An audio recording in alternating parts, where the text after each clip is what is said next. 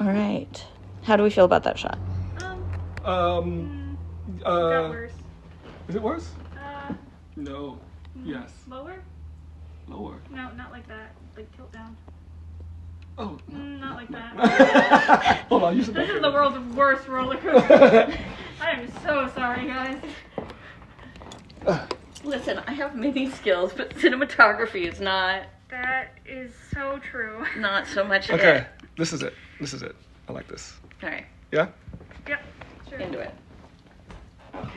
Okay. See, that's great. Is it slanted? No. No, we're good. Fair enough. It's good. Okay. Is it slanted or am I short?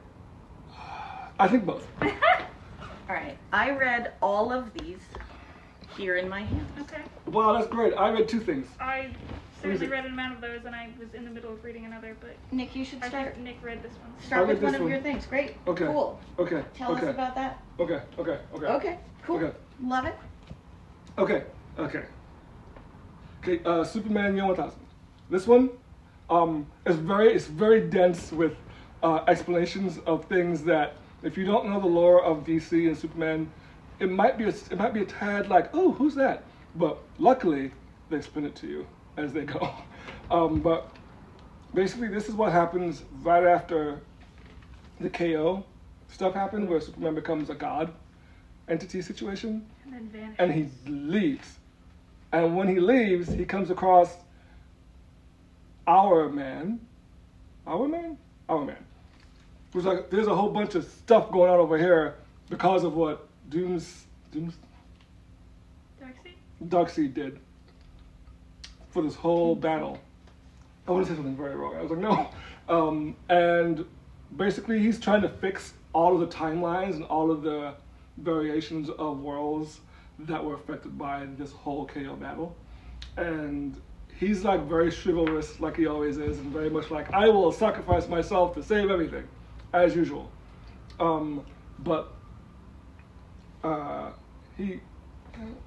Things happen. I'm not gonna say what happens, of course, because you have to read it. And he does a lot of sacrificing of himself, and he fights a new bad guy. I think it's a new bad guy. I'm pretty sure it's a new bad guy. This That's guy. pretty. Who's It's drawing very that? pretty. Somebody. Eddie. It is Eddie Barrows and Adriano Lucas. Yeah, and he's dealing with his conflict of learning that he will never die, he'll live forever, and everyone he loves will pass away. Wither and die around him. Wither and die around him, yes. Yeah.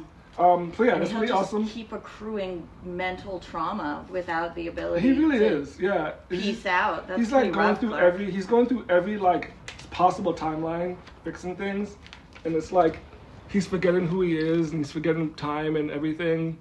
But yeah, it's pretty cool. I like it. He has a little crown. Do you see his little crown? Little universe crown. Okay. Hi, it's Katie and Nick and Nico. Oh yeah. And Hi. we are at Books with Pictures in Portland, Oregon, as you probably know already. And we're talking about this week's new single issue comics, and I'm going to tell you about Predator versus Planet of the Apes, #1, by Greg Pak and Alan Robinson and Espen Gesundheit. Grinderton. It's pretty much what it says on the tin. There's some Earth astronauts who disappeared. They're being followed by Earth military to find them in Space Place. Space Place. Their That's ship, my favorite space. their ship crashes for reasons unknown onto a planet unexpected, and that planet is the one with the apes. Of apes, Planet of the Apes. The planet with the apes. The planet of the... The planet There's with the talking monkeys apes there. with guns. Apparently, they have guns. And then... Planet of the Apes, just Earth. Well, so... Yes. Okay, I was Yes, like, except Yeah, clearly what does not that mean? here. So outside of the film continuity, there's apparently a planet. I don't know. different planet? David Walker knows. Okay, well, Nick, you'll have to... But yes, it's a planet. They went to space, and there's a planet with all the same apes, all the apes you know and love. They're not on Earth. They're on The a different Earth. peaceful scientist apes and the mean gorillas with guns. All those apes. Dr. Zaius and so forth. Predator's on the Planet of the Apes. Well, Predator was, I believe, the thing that made the ship crash. because it had all these military guys on it, and now Predator's on the Planet of the Apes. What I love the most about this is that no matter how far into the future the Planet of the Apes goes, they have the same outfits and the same haircuts. Like, this is straight out of the movie. Right. Like, look at that Bob thing happening. You know what I mean? Okay. Yes, so the nice Dr. Cornelius and Dr. Zira are going to have to figure out how to defeat the Predator, ?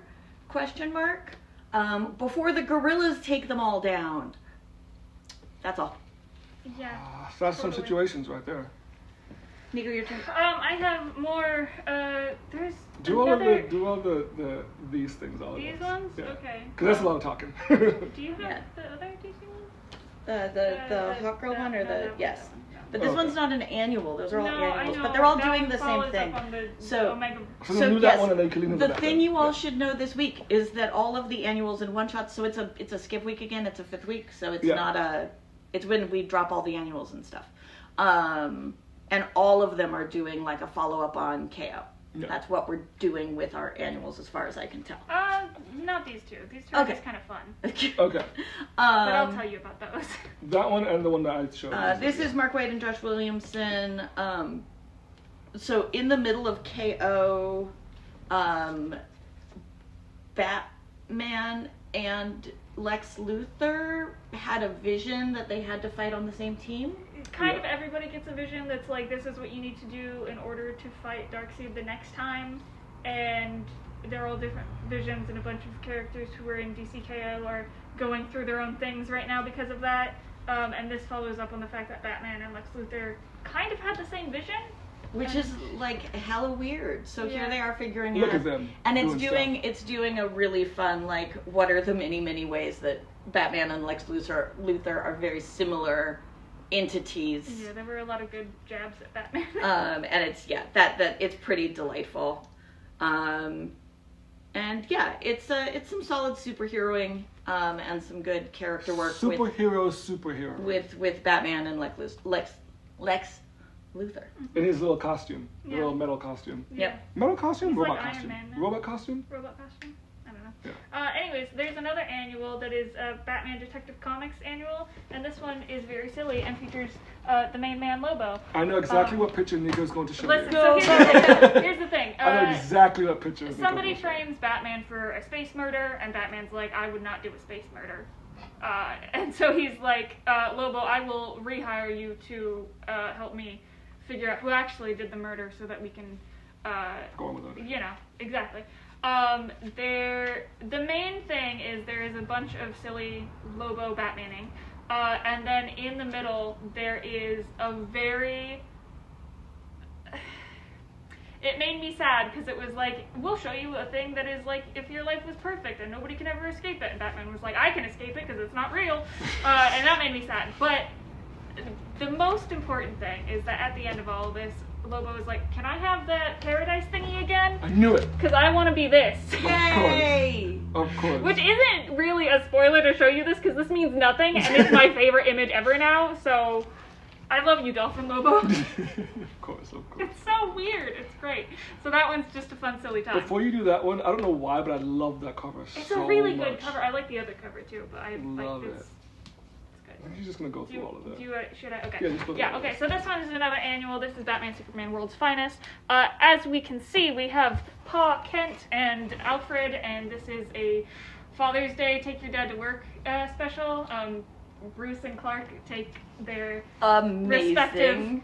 parental figures out to dinner, and Space Justice League things happen, and so Alfred and Pa Kent are like, we should go check on them, right? And so then they save the day, and there's some heartwarming conversations that Alfred has about The art whether is or really not good. he actually I is love the art. seen as Bruce's dad, and it was really sweet because Yeah. obviously he's Batman's dad. Okay, because this is Mark Russell writing, and then Mark Waid and Tyrone Finch on the backup, but then Clayton Henry drawing, so it's got that beautiful... The back, yeah, there's a little mini story in the back that's about Oh.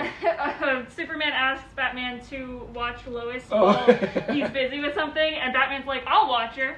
And they have this this little weird date argument thing over Lois, and it's very funny. I don't know when they're sitting there. But- Yeah. Pedro Estuco just nails these like lifelike, photorealistic, But not making it nostalgic. too like. Yeah, but It's very nostalgic it's feeling still colors. really, It's like, beautiful and The lines soft. are thick and Yeah. it's nice. It's chunky.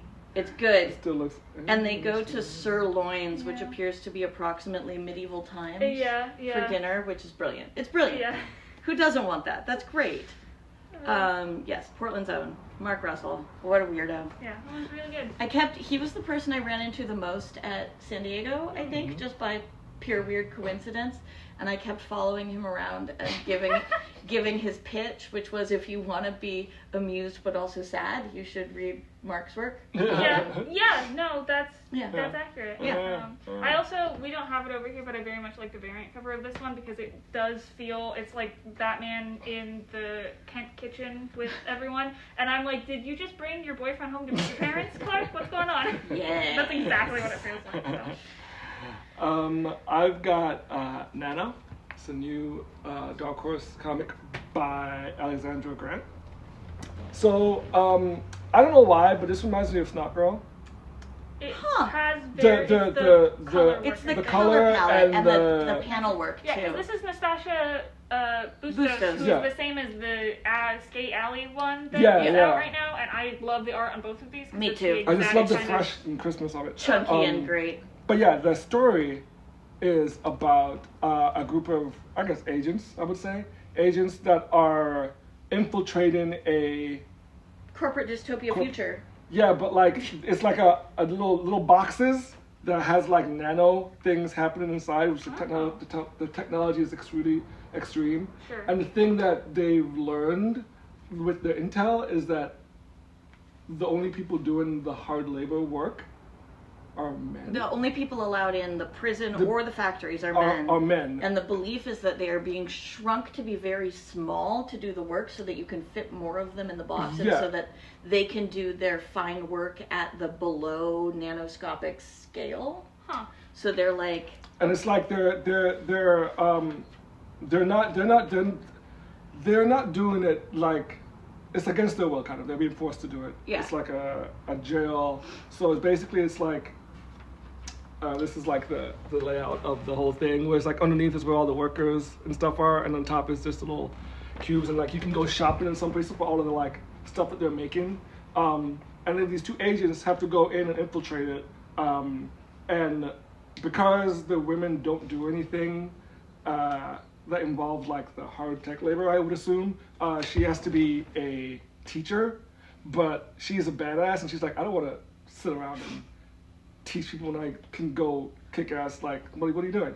And the person that she's supposed to be married to goes into the whole factory, and he's like looking disheveled like more and more. The reason I'm telling you all this is because I don't know what's going on, so I can say all this even after I've read it. I can say all this and still be like, I don't. Nick! What?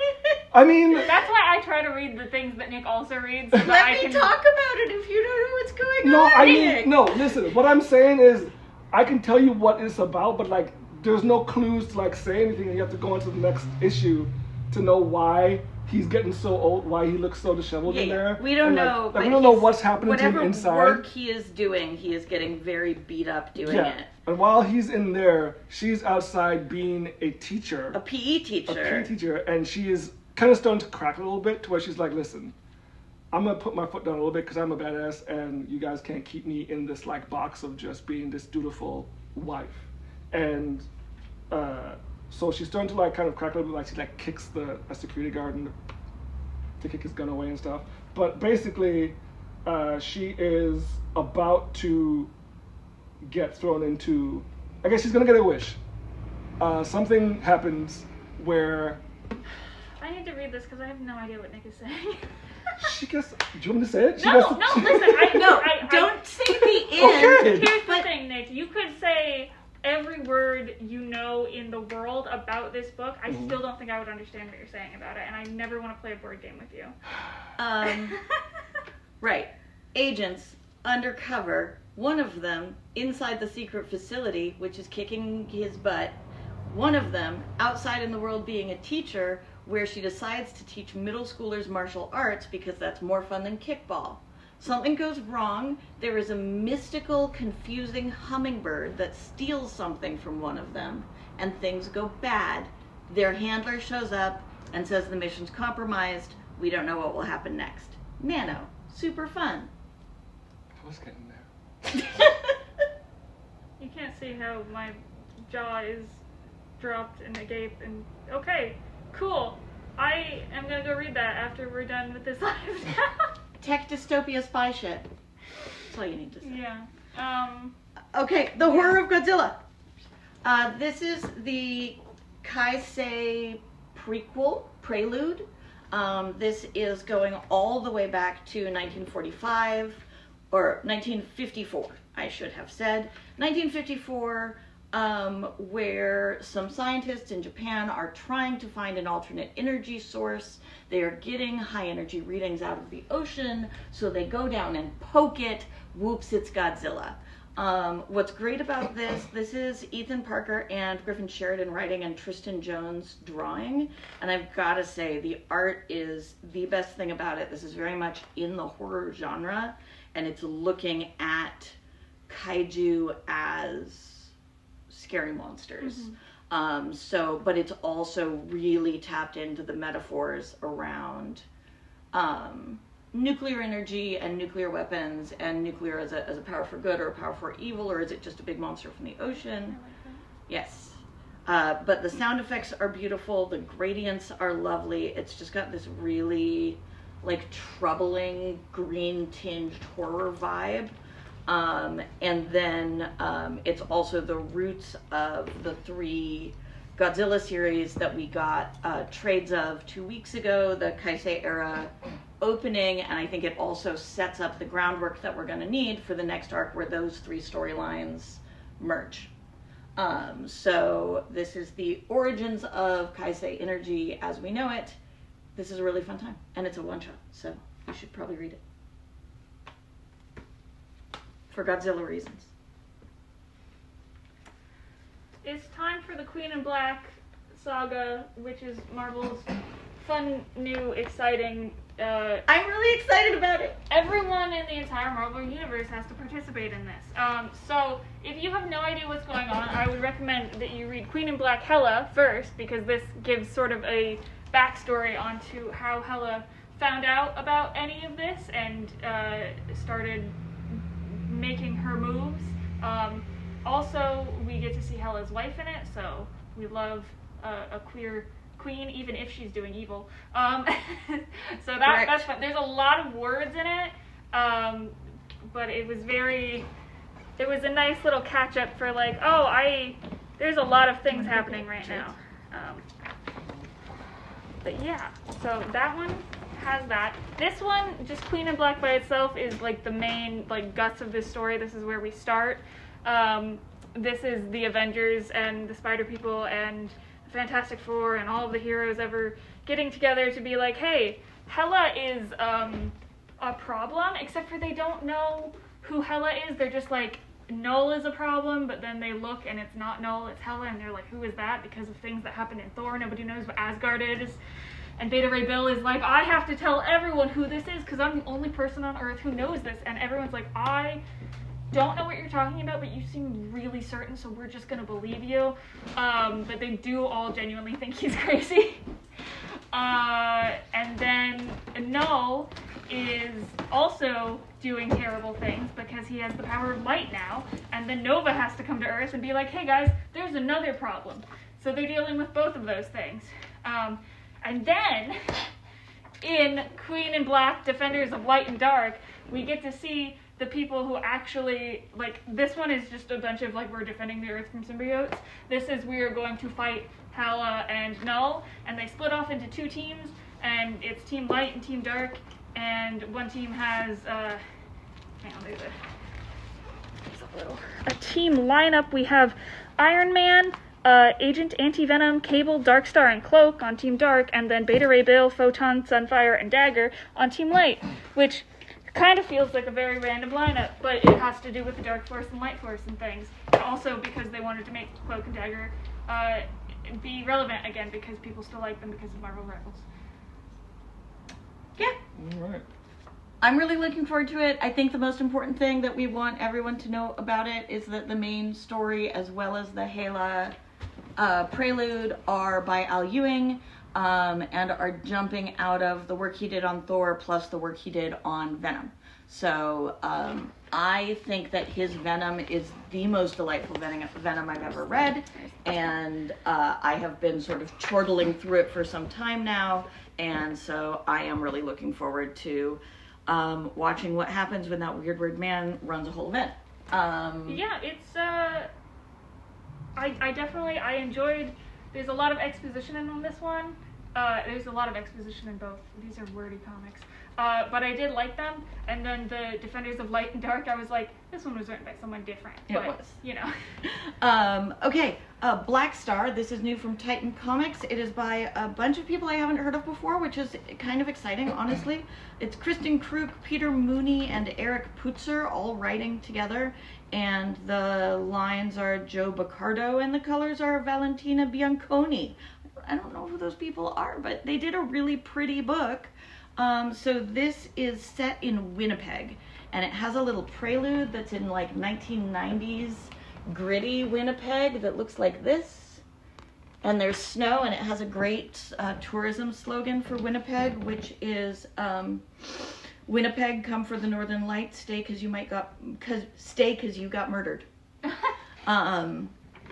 So 90s Winnipeg is gritty and bad, but then we sort of have a mysterious falling off a balcony and disappearing moment, and then we are slam bang into the 18th century fur trapping era. And the rest of the story actually takes place there. Like Nick, I don't know big picture what's going on. But what we've got is sort of a doctor and his best friend, honestly, I think lover, and I don't think that's accidental, but his best friend who is just passionately involved with him. The doctor gets shot, and the best friend discovers he has magic powers. There's a lot of like mysterious coming into your like secret, is it good or is it evil, secret abilities. So it's very fun. It's very gritty. There's a lot of goo. It's very fun. It's fun. I don't think that. Did you show a picture? We don't spend I showed the 90s, but not the 1700s. But yeah, we don't get a lot of comics set in the sort of Hudson Bay Company era. We don't get a lot of comics set on the Canadian prairies. So that's two like novel things. I feel like the last time we saw something that looked like this, it was that beautiful, what was it called? It was a book from Vault, and it involved a man writing long letters while out in the Canadian snow. Anyway, it's not a thing we see a lot, and it's a lot of fun, and there's magic and maybe demons? Not super clear. If you like Canada, all right, the two that remain. We have DC's Hawk Girl Summer, which first of all is a hilarious title. Second of all, it's just a delight. It's really fun. It's really fun. And so it's a one shot of a bunch of little DC universe stories of people enjoying their summers. We have a fun little Hawk Girl and Catwoman team up. There's a I really enjoyed this like day at the beach where just like everyone is there. There's a very funny moment where just everyone's fighting, and then it's just, I'm scared. Me too. That's great. It's fun. There is this beautiful short story here with this art, which is like not art that you usually see in comics, which makes me excited, cute. or at least DC Comics. Who is the artist on that one? That is.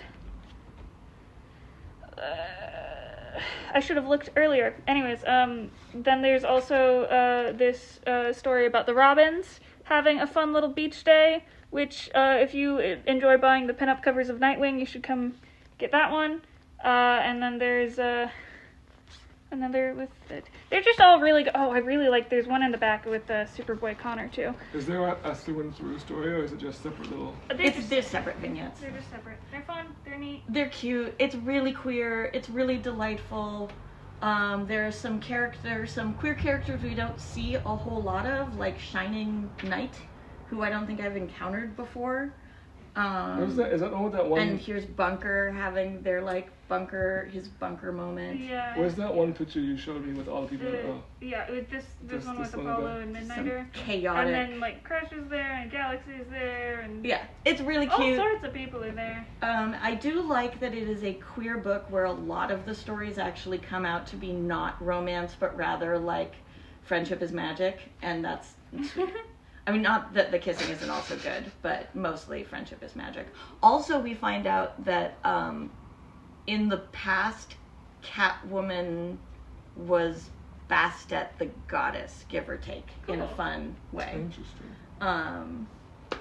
Yeah, there's a Kid Eternity short. It's goofy. It's fun. It's so fun.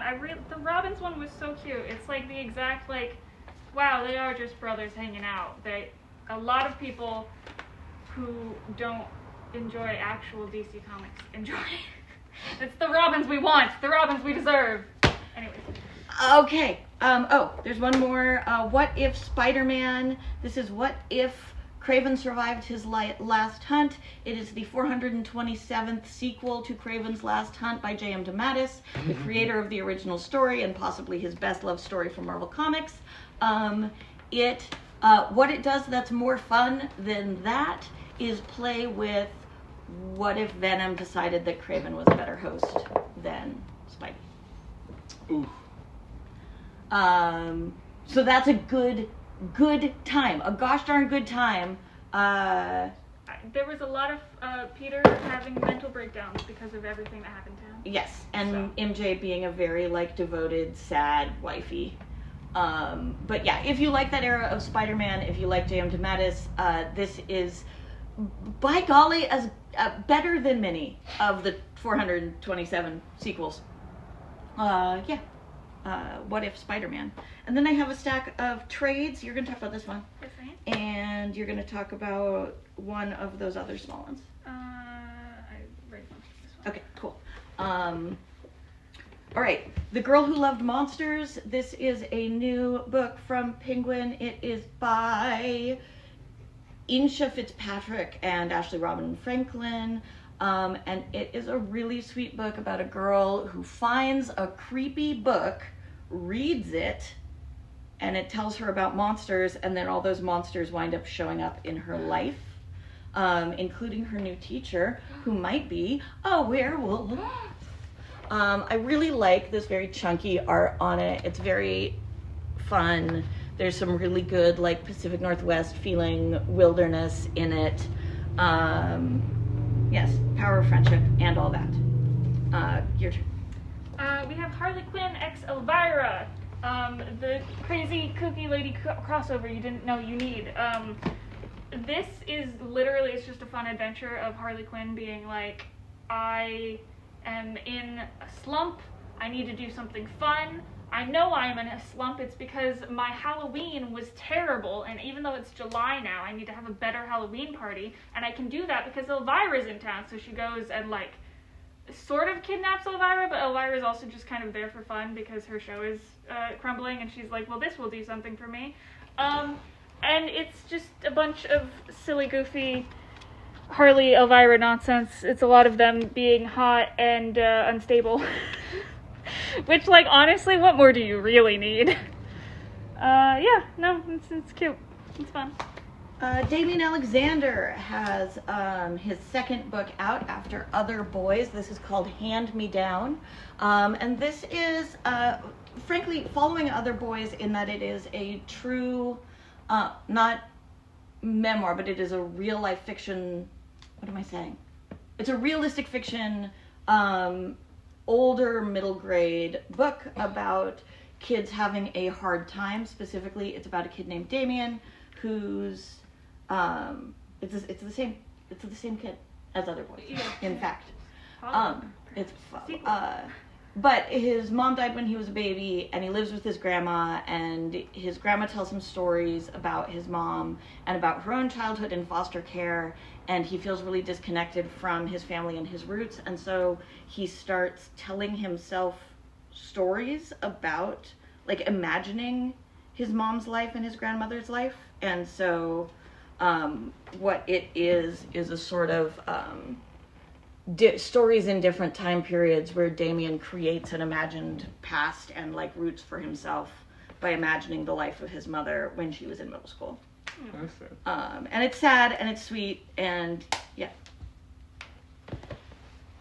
Our Soot-Stained Heart, we had the single issues of this a while ago. This is a fun Christmas story about a town where everyone has to mine coal to keep it running all year because, no, it's the, they have to be terrible people so that they'll get coal on Christmas that Right. will run the town. Oh, I remember this. And Okay. the girl, like, escapes this institution and, like, is like, I'm gonna go find the man in red and fix this.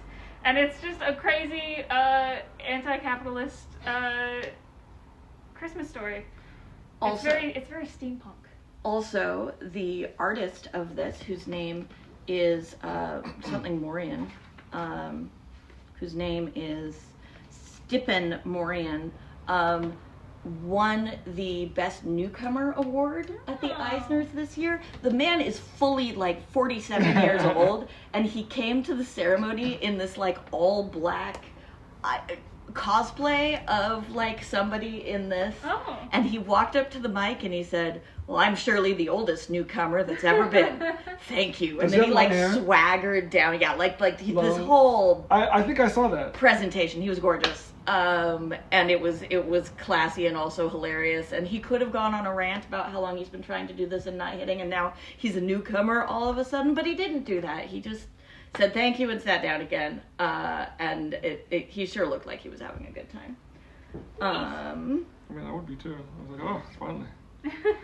Additionally, Event Horizon Dark Descent. This is Christian Ward and Tristan Jones doing an utterly psychedelic take on what happened to the original Event Horizon ship. It looks like this. So this is your faster than light travel through demon portals horror. Faster than light travel through demon portals. This book is actually great. Stay with me. It is really cool space horror, cosmic horror in the Event Horizon universe, but frankly you don't need to know that. You just need to know that we are figuring out faster than light travel through demon dimensions. Yeah. That makes sense. Oh. It's gross. Yeah, cosmic horror. Can I show them this? Yeah, it's like a What's the cover say? biblically accurate angel, except instead of eyes, it's arms. So many arms. And finally, Marian Heretic is out in trade. This is That Babe, Teenie Howard, and Joe Jarrow doing a gorgeous fightin' nun story, and sort of our fightin' nun's loss of faith as she does her fightin' nun duty. So it is also gorgeous, but in its own, like, very Catholic cemetery sort of way. So you've got all this, like, good, very, very stable paneling mostly. And then, you know, it gets gay and sexy because Teenie loves us and wants us to be happy. I was hoping it would get gay. And look at them. Wow. Look at them. Wow. They're flying and holding them. hands. Oh, okay. Yeah, so you gay sexy fighting nuns. With big. And they're communing with the pagan gods. Oh. And it's gay. We had somebody in chat say cool beans and demon things. Cool beans, demon things. I like that as a phrase. Yeah. All right, that's it. That's all the books. Come buy them. Come buy them, please. If you catch me, I will tell you at least one good story from San Diego Comic-Con. And otherwise I'm sleeping because I'm very tired. And that is all there is to it. And a child. And coming. A child is coming, and UPS just pulled up. Okay, well, goodbye, everybody. Bye. Happy Tuesday. Cassie, oh, Jasper, are you going to Dad's?